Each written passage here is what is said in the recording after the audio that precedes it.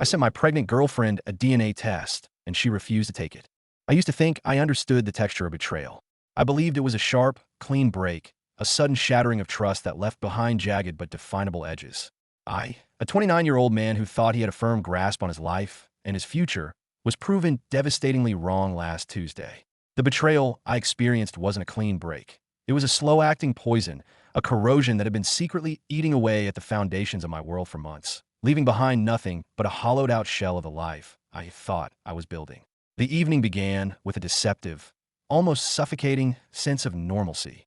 It was our bi-weekly family dinner at the house of my girlfriend's parents, a ritual that had been part of our lives for the better part of our 3-year relationship.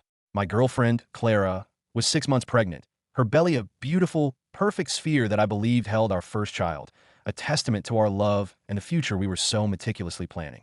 Her family, the Hendersons, had always been a tempestuous bunch, their love expressed in a chaotic symphony of loud opinions, dramatic pronouncements, and arguments that could flare up and die down with the speed of a summer storm. I had grown accustomed to their particular brand of drama, viewing it as a quirky, if sometimes exhausting, feature of the woman I loved. Nothing, however, could have prepared me for the emotional hurricane that was about to make landfall in their beige-carpeted dining room that night. The catalyst for the implosion was, as it so often is, something utterly trivial: the wedding plans. Clara and I had been engaged for a year, and with the baby on the way, the pressure to finalize the details had intensified. Her mother, a woman whose opinions were as strong and unyielding as granite, had her heart set on a lavish, fairy tale wedding at a ridiculously expensive vineyard an hour outside the city. Her father, a man who prided himself on his fiscal prudence, took one look at the proposed budget and nearly had an aneurysm. Clara, my sweet, conflict-averse Clara, was caught in the crossfire, her desires and our shared budget trampled under the weight of her parents' competing visions. The conversation started with polite disagreement, but the volume and vitriol escalated with terrifying speed. Voices were raised, old grievances were dredged up, and the air grew thick with a toxic blend of resentment and frustration. I found myself as an unwilling spectator to the kind of family meltdown that makes you want to crawl under the table, raw, unfiltered display of dysfunction that made me question everything I thought I knew about the people who were supposed to become my family. Her mother, Diane, her face a blotchy, furious red, gestured wildly at Clara, her voice shrill with indignation. "You always let him walk all over you, Clara. This is supposed to be your day, not his." Her father, Robert, stood ramrod straight by the fireplace, his arms crossed over his chest like a shield, his jaw tight. "It's about being responsible, Diane. It's about starting a life on solid ground, not in a mountain of debt for one single day of pageantry." Clara just sat there, trapped between them, the silent epicenter of the storm, with fat, silent tears streaming down her flushed cheeks, her hands protectively cradling her swollen belly. I tried to intervene, to be the calm voice of reason. I suggested we all take a 5-minute break, maybe have some dessert, and revisit the conversation when emotions weren't running so high.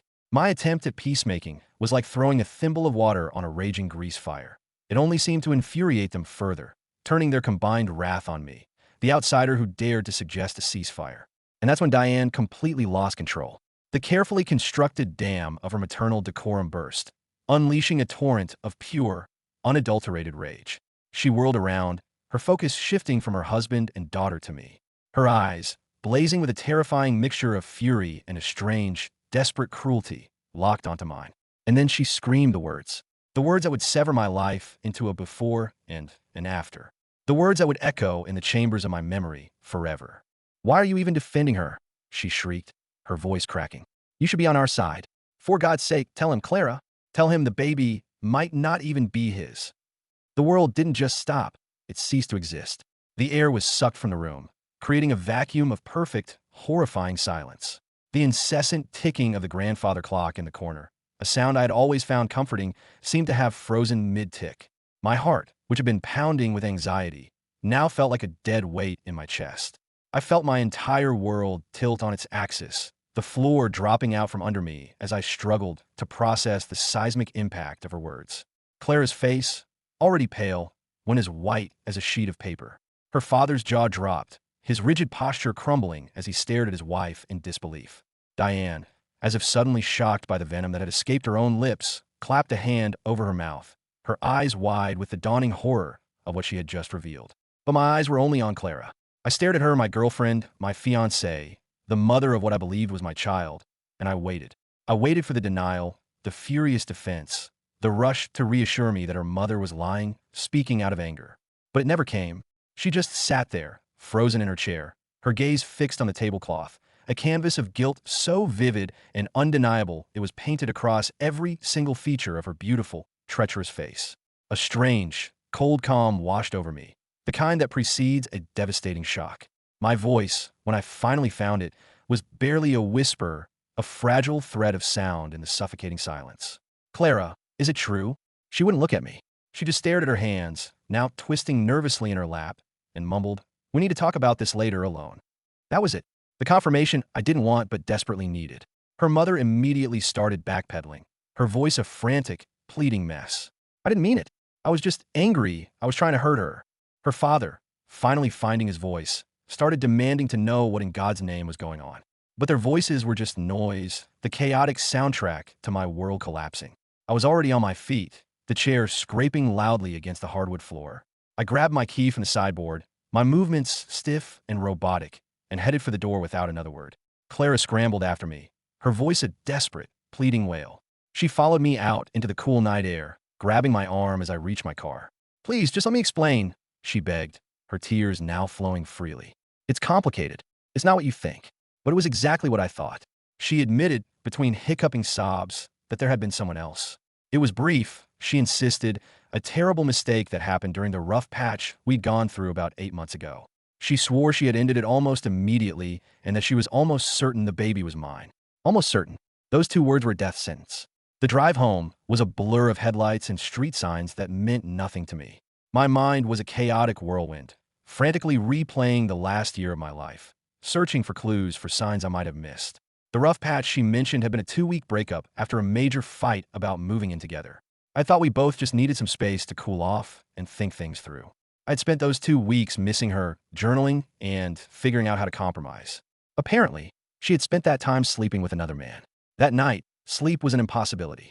I lay in the bed we had shared, the scent of her on the pillow beside me, now feeling like a violation. I stared at the ceiling, my mind tortured by images of the nursery we had started to set up, the half-painted walls a pale, hopeful yellow. I thought about the baby names we had debated, the future we had so excitedly planned. Was any of it real? Or had I been the star of a one-man show, living a lie for the past 8 months? A fool in a carefully constructed play?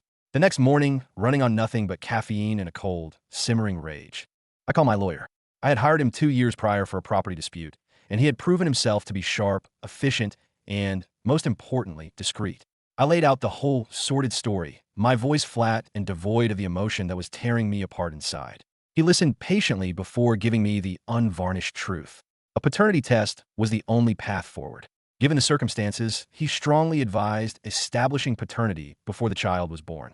He told me about a non-invasive prenatal DNA test, perfectly safe for both mother and baby, which required only a simple blood sample from her and a cheek swab for me. He offered to handle all the logistics, to have the kit couriered to her apartment, along with a formal, non-emotional letter explaining the legal necessity of the procedure. I agreed without a moment of hesitation.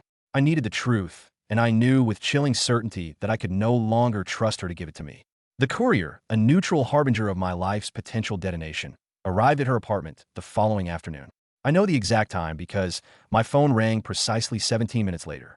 It was Clara, and she was hysterical. The sound of her voice was a torrent of accusations and panic sobs. She accused me of blindsiding her, of escalating a private matter by involving lawyers, of not trusting her. The irony of that last accusation was so profound it was almost comical. "How could you do this?" she wailed. "This is a private matter between us. Why would you make it so cold and legal?" I calmly explained that her actions had made it a legal matter. She insisted the test was completely unnecessary because she was sure the baby was mine. The word almost had conveniently vanished from her vocabulary. "How can you be sure, Clara?" I asked, my voice dangerously quiet. "You admitted you were with someone else during the exact time frame of conception." A brief silence fell on her end, punctuated only by a shaky, indrawn breath. Then the crying started again, this time softer, more manipulative. She confessed she had made a terrible mistake, but that it didn't change how she felt about us. She begged me to reconsider, to call off the test, claiming it would damage our relationship beyond repair. But she was wrong. Our relationship was already a ruin. It had been irrevocably damaged the moment her mother screamed those words. It had been shattered the moment Clara had failed to deny them. It had been completely and utterly obliterated the moment she admitted her infidelity. Her trust wasn't a fragile thing that could be repaired. It was a pile of dust at my feet. She called again later that evening, her hysteria replaced by a sharp, defensive anger. She accused me of overreacting, of intentionally trying to humiliate her as some form of punishment. She claimed her entire family was furious with me for airing our dirty laundry and not handling it privately, as if her mother hadn't been the one to detonate the bomb in the first place. She demanded, her voice hard, that I call off the test and just trust her. Trust is earned, Clara. I told her, the words tasting like ash in my mouth. And you have burned every last shred of mine to the ground. I explained as patiently as I could that the test wasn't about punishment. It was about truth. It was about certainty. If the baby was mine, I would be there. I would be the best father I could possibly be. But if it wasn't, I deserved to know. I needed to know. She hung up on me.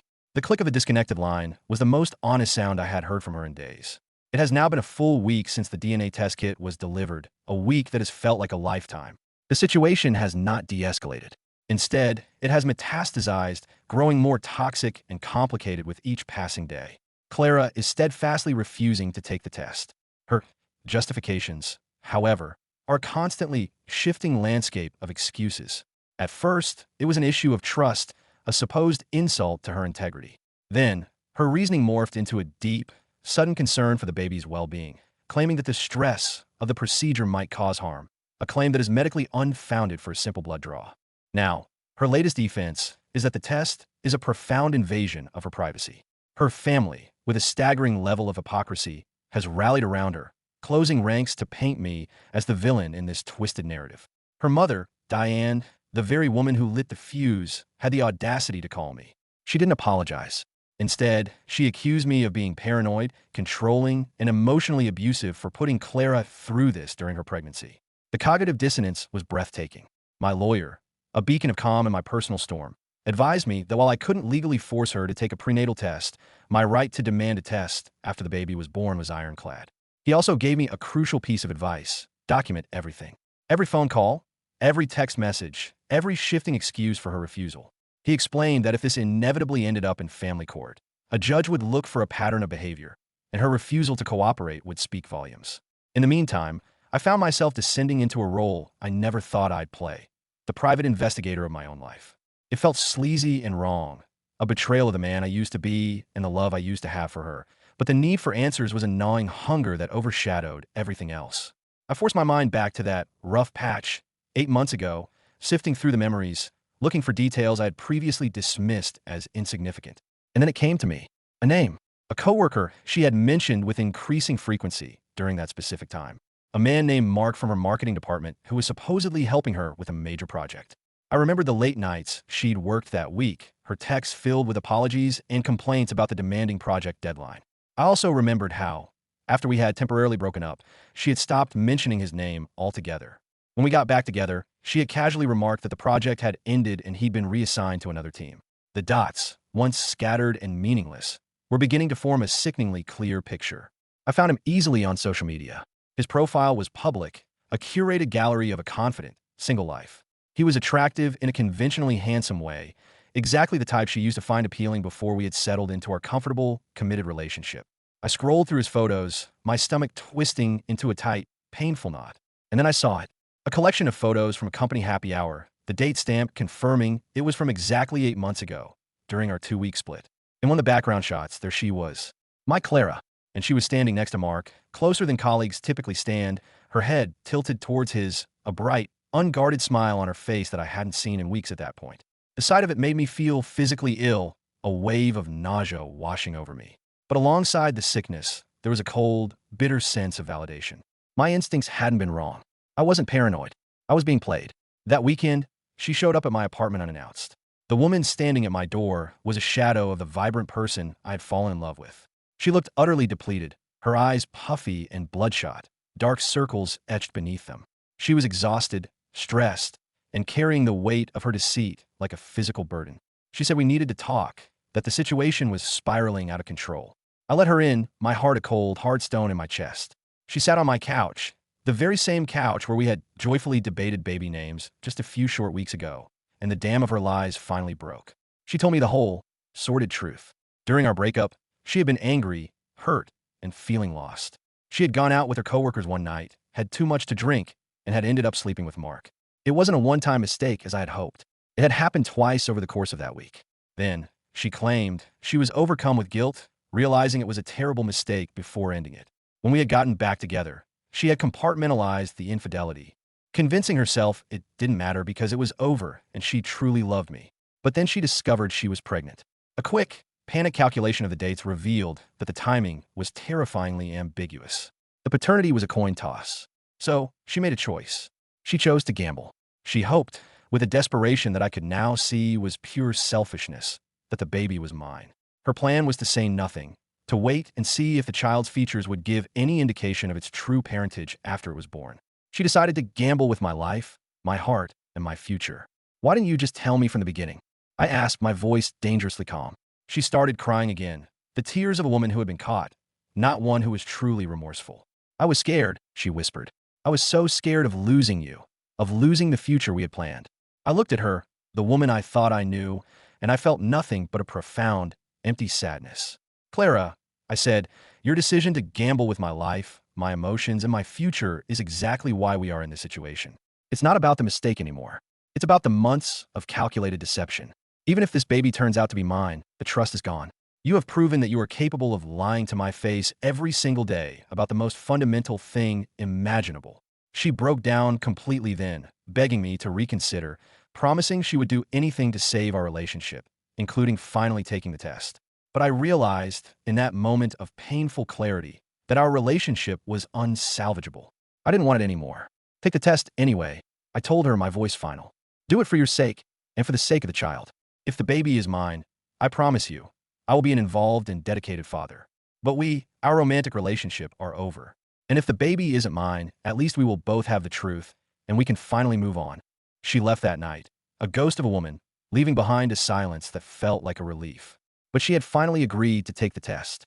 The truth, one way or another, was finally coming. The results arrived 3 days ago. They were not sent to my home, but to my lawyer's office, a sterile, neutral ground for what would be a life-altering revelation. I had spent the intervening weeks in a state of emotional purgatory, dreading this very moment.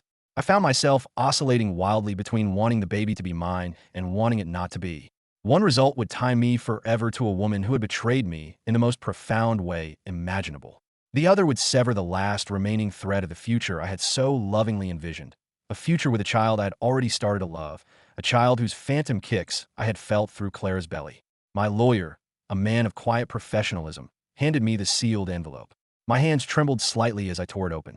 I sat in his plush leather office chair, staring at the cold, clinical language of the paternity report, and the world seemed to slow down. Probability of paternity, 0%. The baby wasn't mine. The wave of emotions that washed over me was a complex, contradictory tsunami. There was an immediate, undeniable surge of relief, a feeling of a colossal weight being lifted from my shoulders. I would not be tethered to her deception for the rest of my life. But that relief was immediately followed by a sharp, stabbing grief for the loss of a future I had so vividly imagined, for the child I'd already made a space for in my heart. Then came the anger, a hot, white flash of rage at the months of lies, the stolen joy, the emotional manipulation. And beneath it all, strangely, was a nascent sense of freedom, a feeling I hadn't realized I'd been missing for years. My lawyer, ever the pragmatist, gently asked about the next steps. From a legal standpoint, they were simple. Since we were not married and the child was not biologically mine, I had no financial or legal obligations. He recommended I keep a copy of the report and all our documented correspondence, just in case she ever tried to make any future claims, but otherwise, I was free. Free to walk away. Free to start over. I called her that afternoon. My voice was steady as I told her I had the results. She didn't ask what they were over the phone. Instead, she asked if I would meet her in person, saying she deserved to hear the news face to face. I agreed. We met at a small, anonymous coffee shop near her apartment, a neutral territory that wasn't contaminated with the memories of our shared life. She looked as if she hadn't slept in days, her face pale and drawn. I didn't waste time with small talk. I slid a copy of the report across the table to her. "It's not mine, Clara," I said, the words feeling both monumental and strangely mundane. She didn't seem surprised. She glanced at the paper, her shoulders slumping in what looked like a mixture of defeat and resignation. She just nodded slowly and asked, her voice barely a whisper, "So what does this mean for us?" I looked her in the eye, determined to be unequivocal. "It means we're done, Clara. Completely and finally." She asked if I wanted to know who the real father was, if I wanted to know if it was Mark. I told her no. That was her life, her responsibility. It wasn't my concern anymore. I stood up, preparing to leave. I genuinely wished her well with her pregnancy and her future, but I made it crystal clear that our chapter was closed. We would not be in contact again. She tried to argue, to plead. She said we could still make it work, that the baby's paternity didn't have to define our entire relationship. She said she loved me, and that had to count for something. I paused at the door and looked back at her. Love without trust isn't enough, Clara, I said softly. And your willingness to deceive me for months proved you never respected me enough to be honest. That's what this is about. Not the baby, not the cheating, the lies. I left her sitting there in the coffee shop and walked out into the bright afternoon sun. For the first time in months, I felt like I could finally breathe again. It has been 6 weeks since I learned the truth, 6 weeks since I walked away from the wreckage of my former life, and the world has slowly but surely begun to regain its color. The fallout from our implosion has rippled outwards in unexpected ways. First, I learned through the grapevine of mutual friends that Clara had, in fact, told Mark, the coworker, the truth. His initial reaction was apparently one of panic denial. He claimed their encounter had been casual, a drunken mistake, and that he couldn't possibly be sure the baby was his. But when she presented him with a paternity test that definitively excluded me as the father, he was forced to confront the undeniable reality of his situation. From what I've heard, to his credit, he eventually stepped up. They are not together as a couple, but he has agreed to co-parent and provide financial support for his child. Clara has since moved back in with her parents, a humbling retreat to save money and prepare for the daunting reality of single motherhood. Her mother, Diane, the catalyst for this entire mess, is now, ironically, her biggest supporter, fussing over her and helping her prepare for the baby's arrival. Second, I have begun the slow, deliberate process of rebuilding my own life. I started by reconnecting with the friends I had shamefully neglected during the all-consuming drama of my relationship. It's astonishing how much time and emotional energy becomes available when you're not constantly walking on eggshells, second-guessing everything, and living with a knot of anxiety in your stomach. I started going to the gym again, feeling the burn of physical exertion as a welcome replacement for the dull ache of emotional pain. I picked up hobbies I had long abandoned, rediscovering parts of myself I had allowed to go dormant. Third, and most surprisingly, I met someone. She's a friend of a friend, a woman whose orbit I had been in for a while, but had never truly noticed while I was blinded by my love for Clara. Her name is Emily, and she is funny, intelligent, and refreshingly, breathtakingly honest. We have been on several dates, and while it's still very new and very tentative, I'm struck by how different it feels to be with someone who says what she means and means what she says. There are no games, no hidden meanings, no secrets lurking beneath the surface. It's just easy. The most profound lesson I have learned from this entire ordeal is that I should have trusted my own instincts. The signs of her deception were there all along, hiding in plain sight. Small inconsistencies in her stories, moments of uncharacteristic defensiveness, subtle changes in her behavior that I had noticed but had actively chosen to dismiss. I had talked myself out of trusting my gut because I was so invested in the narrative we had created, so desperate to believe in the best version of the woman I loved. I will never make that mistake again. Clara reached out a few times in the weeks following our coffee shop meeting. The messages always came late at night, long, rambling texts filled with regret, nostalgia, and a desperate longing for what we had lost. She wrote about missing me, about wishing things could have been different, about hoping we could be friends someday. After the third message, I blocked her number. There was nothing left to say. Her family also made a few clumsy attempts to bridge the chasm. Her father called once to offer a sincere, if belated, apology for his wife's outburst and to say he hoped there were no hard feelings. I was polite but firm, explaining that while I didn't hold a grudge, I also saw no reason for us to maintain any contact. Her mother sent me a long, self-serving message on Facebook, claiming she never meant for things to go this far and that she had only spoken out of a moment of anger. I deleted it without responding. The unvarnished truth is, I am grateful for Diane's outburst. If she hadn't screamed those words, if her anger hadn't momentarily overridden her discretion, I could have spent the rest of my life raising another man's child. I might have spent years being slowly poisoned by lies, building a family on a foundation of pure deception. Her single moment of maternal rage had, in a strange and twisted way, been my salvation. It had set me free. I've been thinking a lot about the nature of truth lately. It's a fascinating concept. Some people will go to the most extraordinary lengths to avoid it, constructing elaborate fortresses of lies to protect themselves from its consequences. Others find a strange and profound peace in facing it, even when it is painful. Clara chose deception because it felt easier, safer. But in her desperate attempt to protect the life she wanted, she ended up destroying it completely. I chose to demand the truth, even knowing it might shatter my world, and it has ultimately led me to a better, more authentic life than the one I had been settling for. The baby is due in about 10 weeks. I will admit, I occasionally find myself wondering how Clara is doing, if she's scared, if Mark is being supportive. But the thoughts are fleeting now, more like idle curiosity than a painful emotional investment. I have started seeing a therapist to work through the trust issues the situation has inevitably created. She helped me understand that my decision to demand a paternity test wasn't cruel or paranoid. It was a sane and reasonable response to the discovery of a massive deception. She is helping me learn the crucial difference between healthy skepticism and destructive suspicion. Emily, the new woman I've been dating, knows the whole story. I told her early on, believing that transparency was the only way to start something new. Her response was a balm to my wounded psyche. She didn't flinch. She said she was impressed by how I had handled an impossible situation and that my insistence on truth was an attractive quality, not a concerning one. Looking back, I realized that the worst part of the entire experience wasn't learning that the baby wasn't mine. It was the months of living in the suffocating fog of doubt, the gradual erosion of trust, the constant, low-level anxiety, the gut feeling that something was profoundly wrong but not being able to name it. The truth, as painful as it was infinitely better than the uncertainty. I have systematically cleansed my life of her. All traces of Clara have been removed from my apartment, my phone, and my social media. I returned the baby items we had purchased together, each one a small dagger to the heart. I donated the collection of baby books we'd started to a local pregnancy resource center. And I have transformed the room that was supposed to be a nursery back into the home office I had always intended it to be. As I write this, I am sitting in that very office, surrounded by my own projects, my own life. Emily is coming over tonight, and we're going to cook dinner together. My life feels real, solid, and authentic in a way it hadn't for a very long time. Diane's screaming fit was meant to inflict pain, to create chaos. Instead, it was the catalyst for the best and most necessary decision of my life. The truth came out in the ugliest way imaginable, but sometimes the worst moments truly do lead to the best outcomes.